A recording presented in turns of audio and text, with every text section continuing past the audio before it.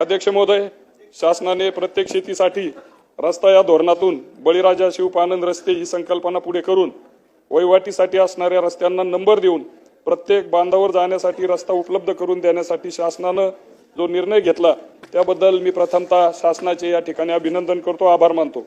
या शासन निर्णयाची खालच्या स्तरावर व्यवस्थित अशी अंमलबजावणी होताना दिसून येत नाही आणि म्हणून काही सूचना या ठिकाणी निश्चितपणाने मी या ठिकाणी करतो। यामध्ये तहसीलदार आणि मंडल अधिकाऱ्यांना शेत रस्ता मंजूर करण्यासाठी निर्विकारपणे पूर्ण अधिकार मिळावेत। शेत रस्ते खुले करताना तहसीलदार आणि मंडल अधिकाऱ्यांना पोलीस संरक्षणाचा स्वतंत्र अधिकार द्यावे, जेणेकरून अडथळ्याशिवाय रस्ते या ठिकाणी मोकळे होतील। त्याचबरोबर पोलीस संरक्षण लवकर मिळत नाही आणि या प्रक्रियेला गती द्यावी। जिल्हा स्तरावर कार्यालयाकडे अर्ज करण्याची वेळ येऊ नये, स्थानिक पोलीस स्टेशनला यावर निर्णय घेण्याचे अधिकार द्यावे। शेत रस्त्याची विनाशुल्क मोजणी आणि अतिक्रमण मुक्त करण्यासाठी विनाशुल्क पोलीस बंदोबस्त यासाठी देण्यात यावा। शेत रस्त्यावर अतिक्रमण करणाऱ्यांवर कारवाई करण्यात यावी। शेत रस्त्या बाबतीत सर्व निर्णय महसूल विभागाने घ्यावेत, जेणेकरून या ठिकाणी त्याच्यात अधिक स्पष्टता त्या ठिकाणी येईल।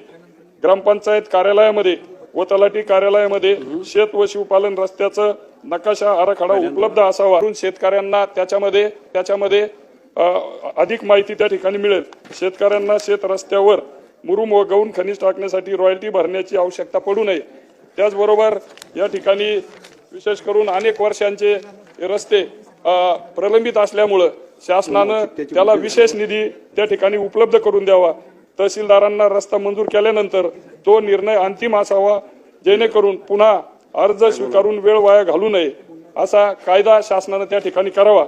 आणि पुन्हा एकदा मी या ठिकाणी आदरणीय मुख्यमंत्री, उपमुख्यमंत्री महोदय, महसूल मंत्री महोदय यांचं या ठिकाणी खूप खूप आभार मानतो की अनेक वर्षांचे प्रलंबित रस्त्याचा प्रश्न हा मार्गी लागलेला आहे, परंतु त्याला स्वतंत्र निधी त्या ठिकाणी शासनाने उपलब्ध करून द्यावा। धन्यवाद।